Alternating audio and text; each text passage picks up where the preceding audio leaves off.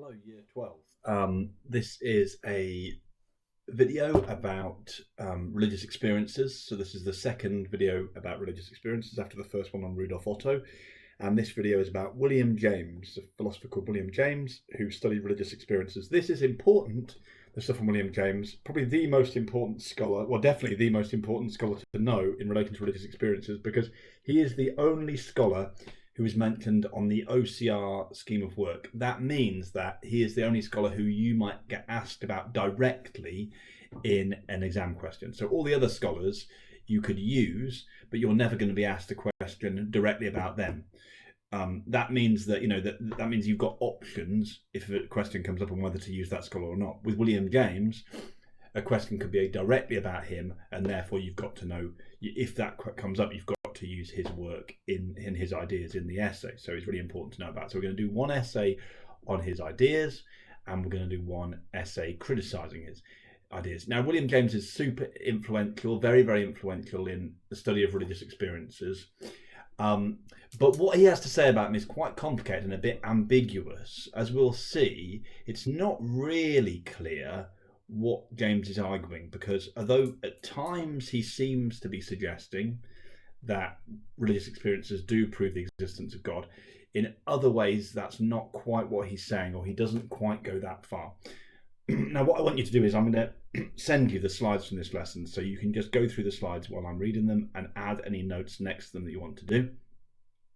I often find it useful, if you're doing like that, to print them out in that format. When you print them out, if you've got a printer and you can print them out with in that format where you have 3 slides per page, because then you have some time to write in the margin next to it there, so they leave some space for you to write next to the slides.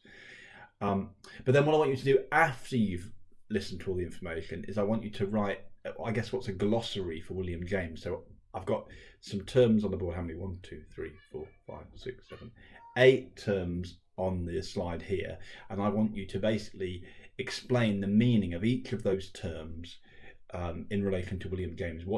How does William James use that term? What does that term mean for him? And how does that concept relate to his overall theory? Because if you can explain these things, objectivity, pragmatism, sick soul, ineffability, transiency, noetic quality, passivity, and reasonable hypothesis, if you can explain them, then you can probably explain James pretty well. I will come back to these at the end of the presentation as well. Okay, so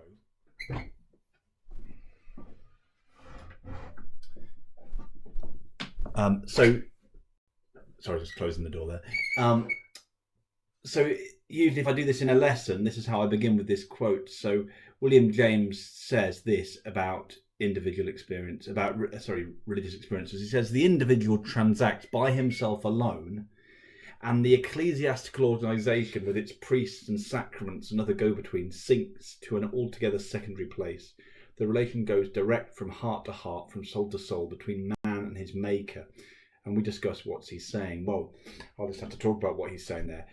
This is something very similar to Rudolf Otto, and there are big similarities between James and Otto. There are some differences, but there are some similarities. Because when he says the individual transacts by himself alone, what William James is saying is that the heart of religion is individual religious experiences.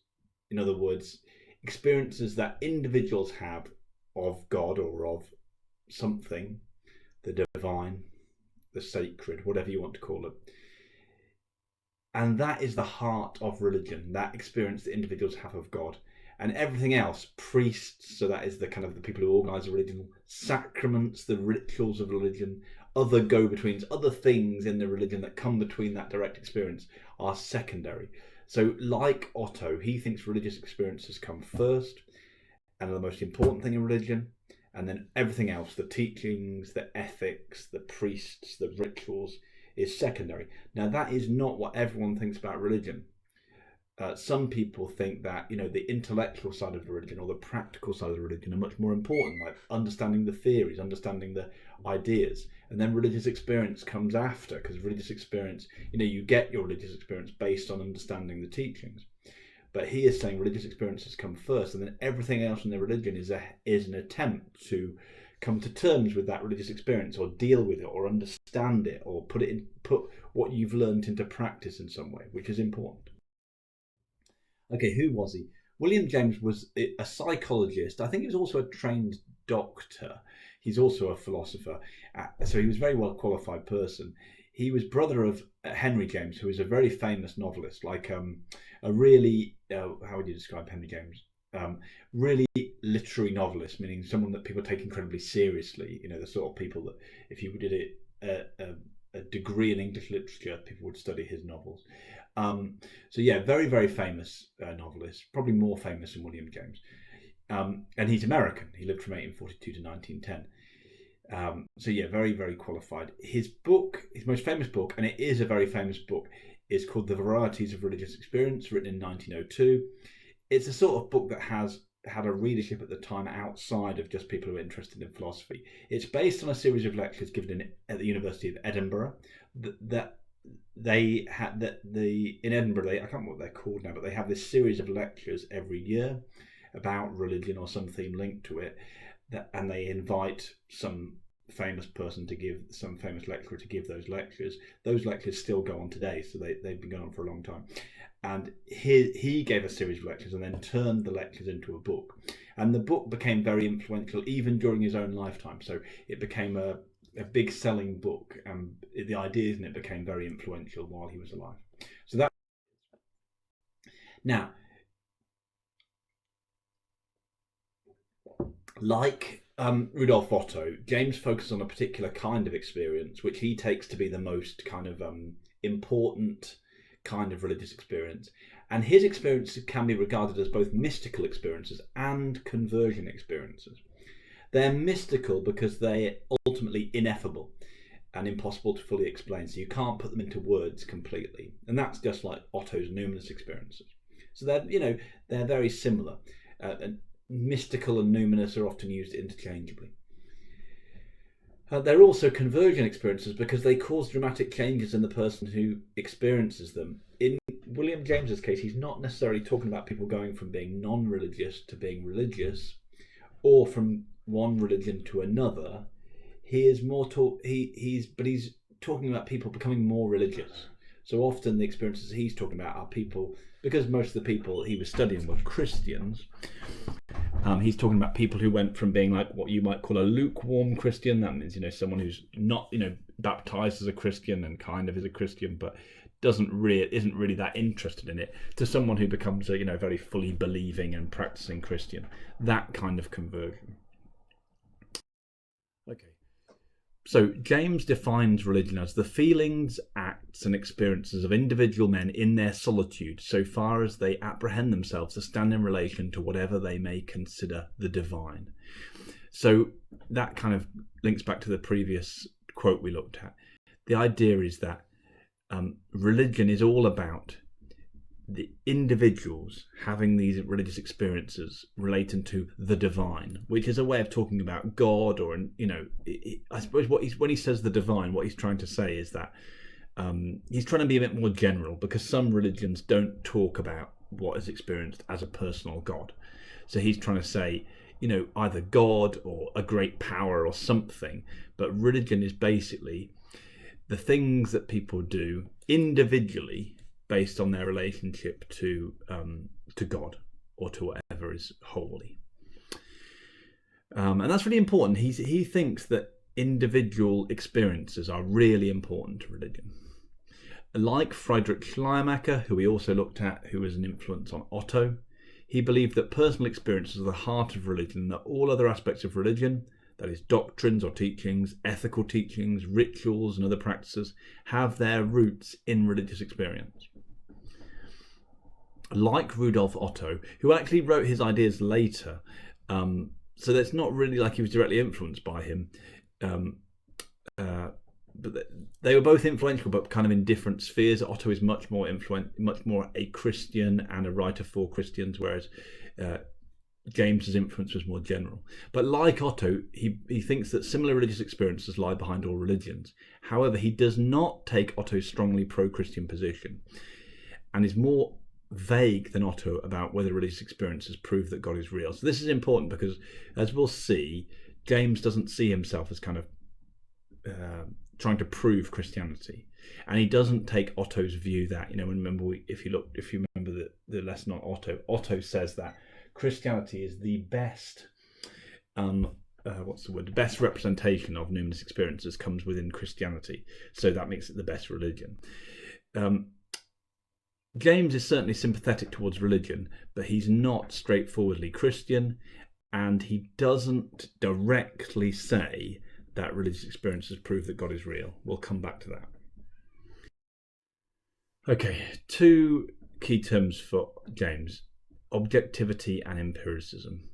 So objectivity is the idea of not having bias. So the idea that you want to study something without bias, to look at it not from a Christian view, not from an atheist view, to look at it objectively means unbiased, just look at the facts. And empiricism means using empirical evidence that you can verify with your senses. So James tried to study experiences without making value judgments. He wanted to be objective, so he just wants to look at religious experiences objectively. What do they tell us? He was trained in the scientific method and wanted to study religious experiences in a scientific way. So he wanted to, be very scientific. He was neither writing from an evangelical Christian point of view nor from a strongly skeptical position. So in other words, he wasn't someone who was trying to convince people to be Christian, but neither was he someone who was trying to convince people not to be Christian. And in keeping with his kind of empiricism, his book analyzes many examples of religious experiences and tries to draw conclusions from them. So he looks at the evidence. He looks at the evidence and tries to work out what it tells us. So that's his. Now, there is a lot of suspicion about whether you can do that. Can people really be objective in their study of these things? Isn't their view of these things tainted by what they already believe? If you're a Christian, you're more likely to believe these things. If you're an atheist, you're more likely to believe they're not true. Moreover, another challenge facing Otto was is that many would argue that religious experiences are unsuitable for scientific study because they cannot be verified and tested. If you think about it, most religious experiences happen to individual people.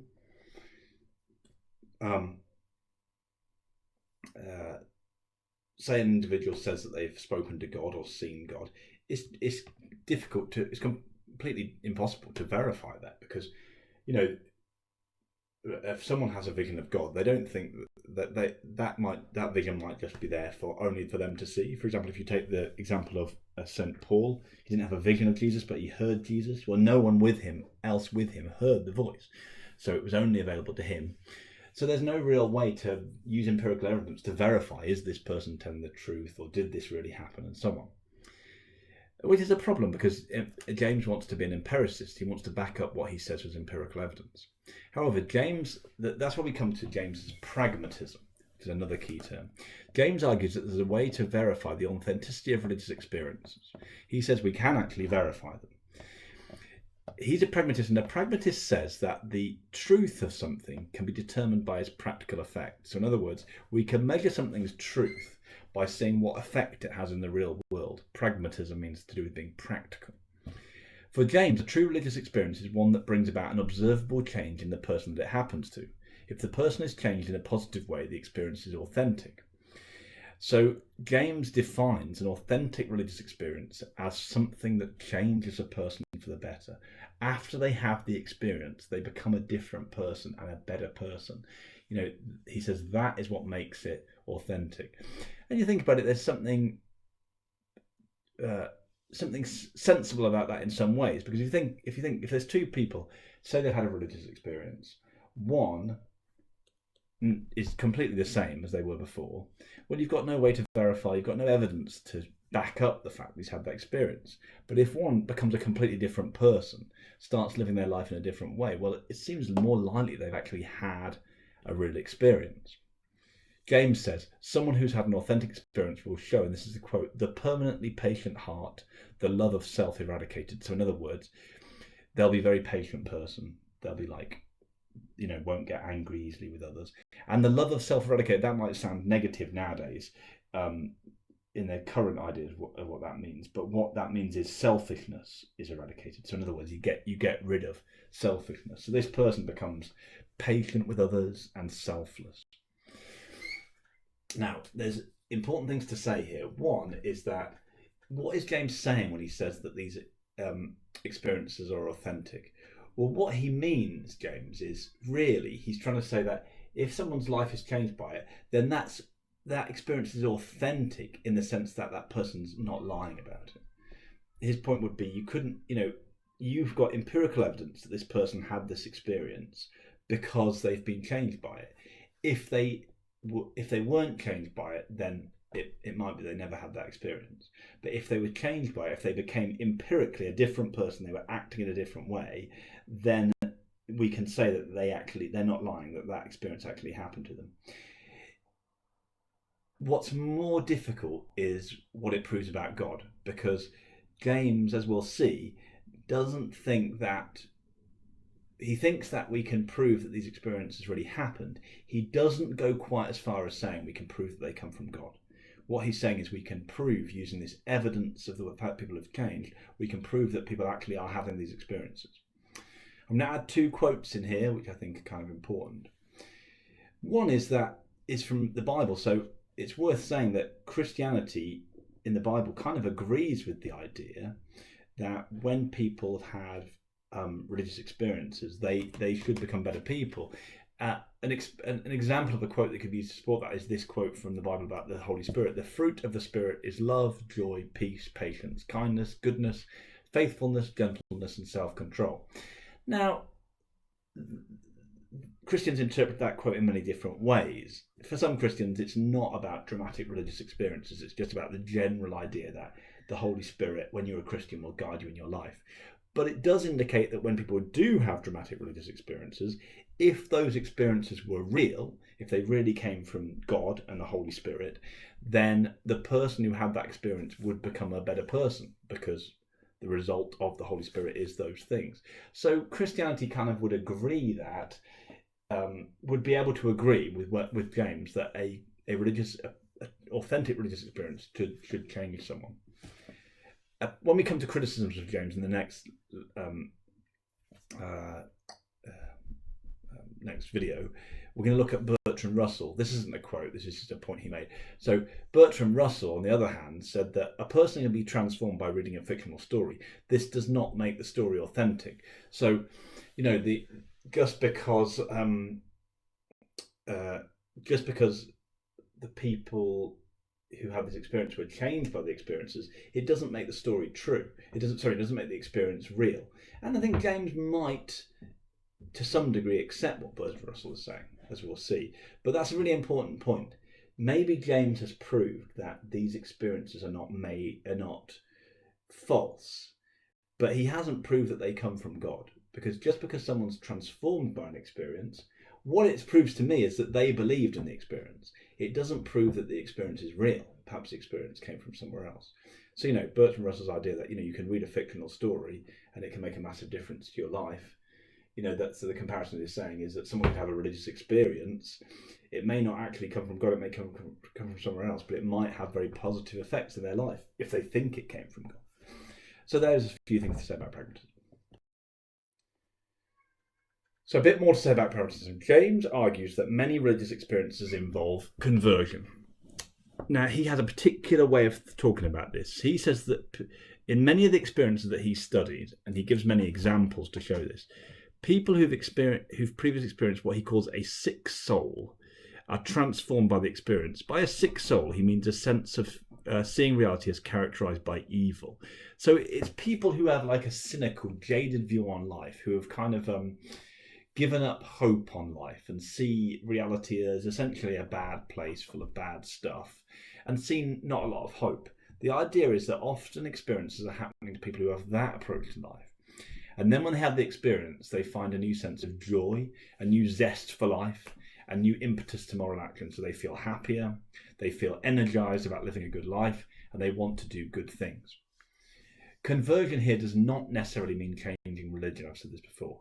Most of the people that James studied were already Christians nominally. That means they called themselves Christians, they baptized Christians, even if they didn't take it very seriously. They were converted from a more lukewarm Christianity to a passionately held belief. Now, this isn't something that James says. In fact, I don't know. No, it would have been written before.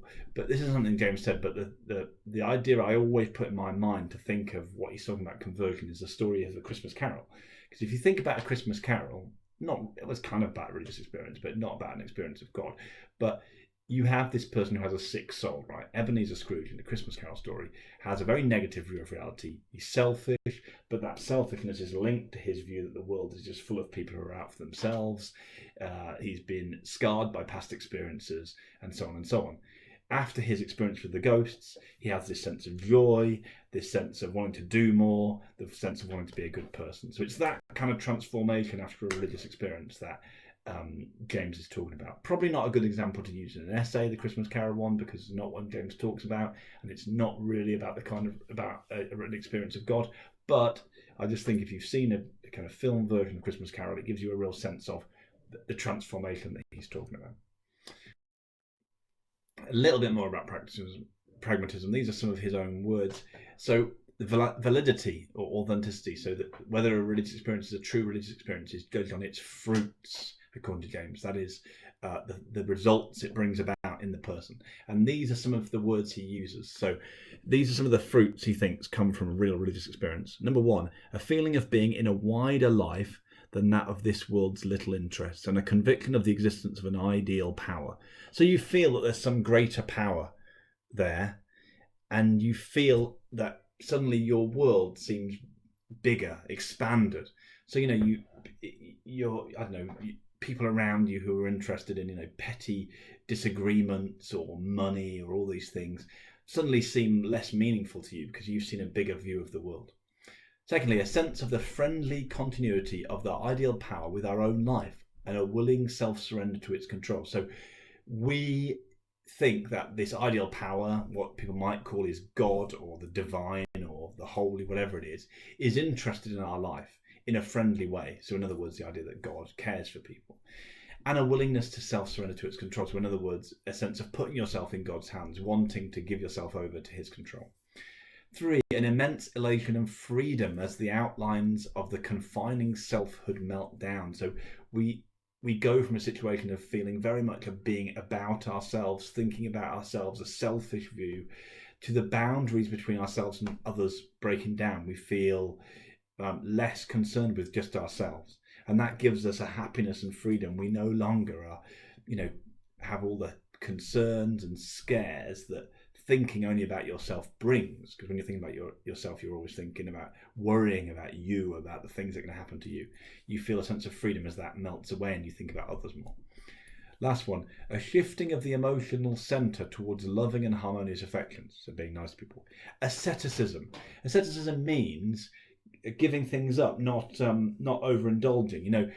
It's the word that was used in Buddhism when the Buddha starved himself. But here it doesn't mean starving himself. It just means kind of not overindulging in stuff. Not because you're less selfish. You don't want to overindulge in stuff for yourself. Strength of the soul, so you have a stronger personality. Purity, charity, giving to others. Religious rapture, like being very happy and focused on religion. Moral enthusiasm. Moral enthusiasm means enthusiasm for doing the right thing. Ontological wonder.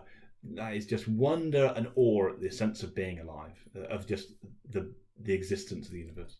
Cosmic emotion are all unifying states of mind. So you just have all these positive states of mind. These are the sorts of things that you feel, James says, after an authentic religious experience. Okay, James goes on to give 4 criteria that define the kind of mystical experiences he's talking about. So he's saying, based on what the evidence he has of talking to people who've had religious experiences, these are the 4 criteria, 4 marks of religious experience, the 4 qualities that religious experience have. So number 1, ineffability. That means it's impossible to express in normal language. It's impossible to explain these experiences, very like Rudolf Otto. Obviously, there's something positive in that from a Christian point of view, because it ties in with the idea of the transcendence of God. God's impossible to understand fully. Transiency, the experience is soon over. It lasts no more than a few hours. However, its effects may last a lifetime. So it's a transient experience. It's not an experience that, the person experiences God and then continues to experience God in the same way for the rest of their life. They experience God for a limited amount of time, could be minutes, could be a few hours, but no more. And then it goes. But the effects last. So the effect it has on you as a person lasts. Thirdly, noetic quality. The experience gives people understanding of important truths that cannot be known through reason alone. So this is complex, because we've said that we can't express the experience in normal language. But at the same time, James is saying that you feel like you know something that you didn't know before. You feel, and it's something of great importance, you feel like you really know something. So the sense would be, if you've had a religious experience, you feel you know an important truth, about God in some way. But if someone asked you to put it into words, you couldn't put it into words. But it's of an importance that kind of goes beyond what you can put into words. There are certain things you can work out through reason, and there's other things about God that you just can't work out. It always brings to my mind the story about Thomas Aquinas. So Thomas Aquinas is the most famous philosopher in the Catholic tradition, but at some point in his life, and he wrote thousands and thousands of pages about philosophy, but at some point when he was older, apparently Thomas Aquinas had some kind of religious experience and stopped writing, and said that his philosophy was just like a pile of dust or something. I can't remember the exact quote, something like that. That kind of idea is there, right? Is that once he had the religious experience, he realised that the truth about God, which can't be put into words, goes beyond anything that you can write. Again, that example is not one that James uses, but it just brings that to my mind. Fourthly, passivity. The experience is passive in the sense that the person who has the experience is not controlling the experience. The person feels the experience is being controlled by something outside themselves. So if you're looking at it from a Christian view, it's the idea that the experience is being controlled by God, whereas the person is not controlling the experience. The person who has the experience, it just happens to them. Okay, so those are the four things that make a religious experience. Okay, getting towards the end now. So the big question and the complex question here is, what do these experiences prove? William James has proven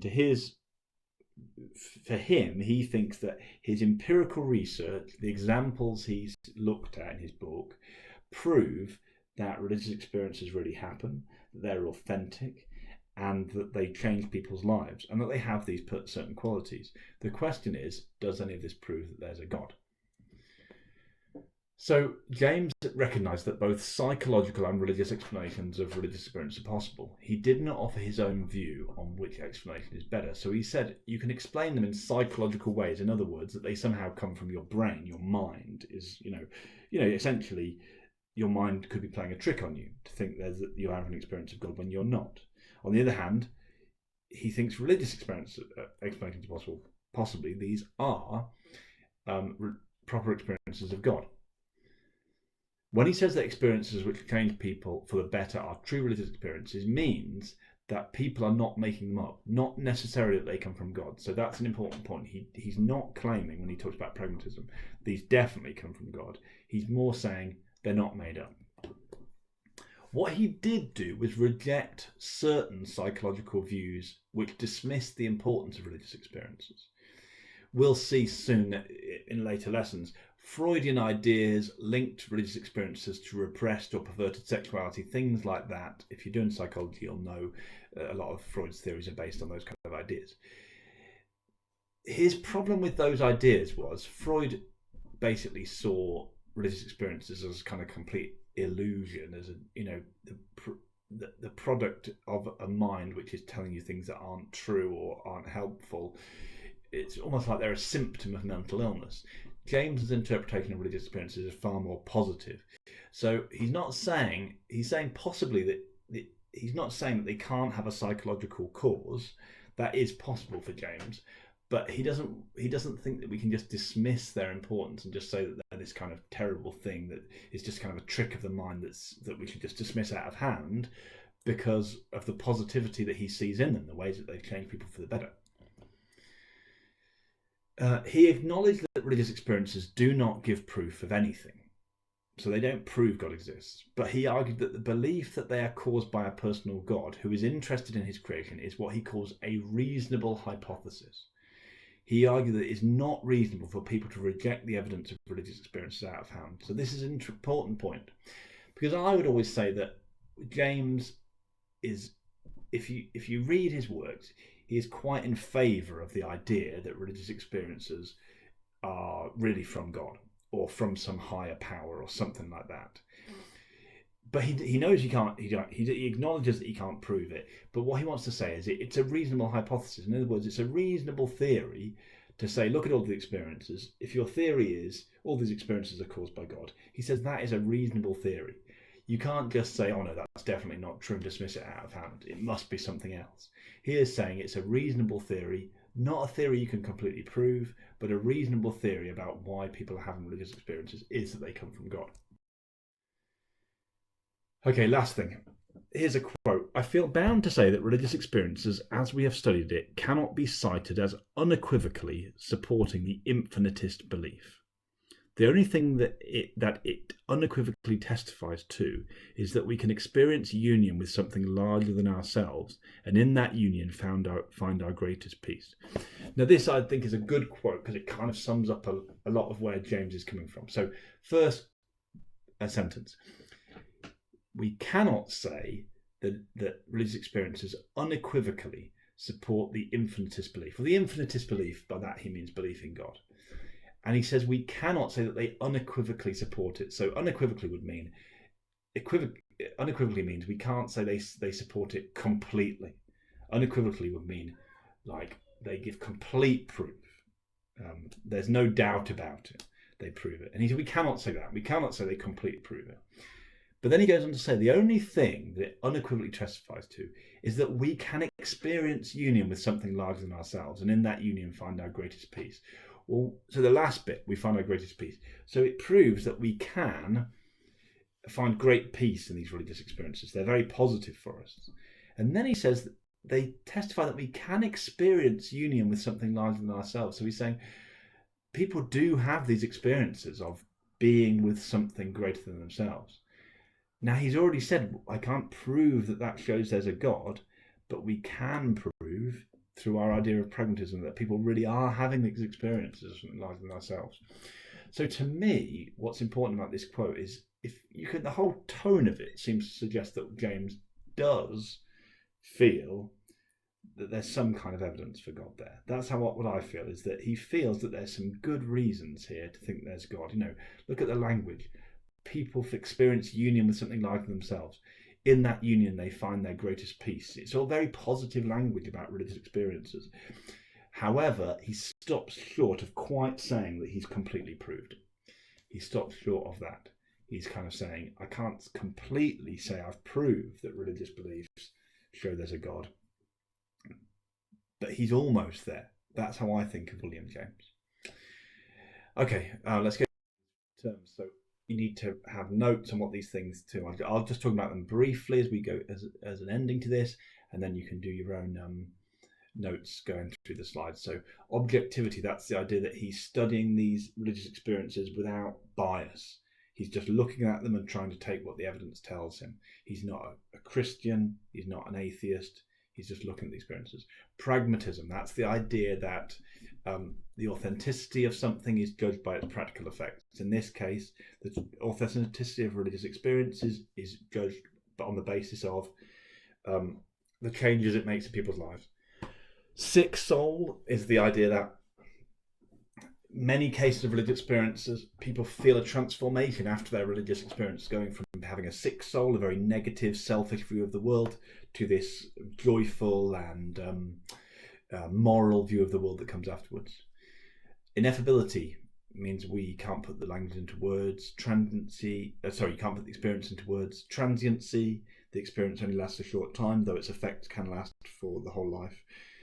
Noetic quality, you know something new about God, about reality after the experience. Passivity, the experience happens to you, you're not controlling the experience. And reasonable hypothesis, even though we cannot prove, using these religious experiences, they don't prove completely there's a God.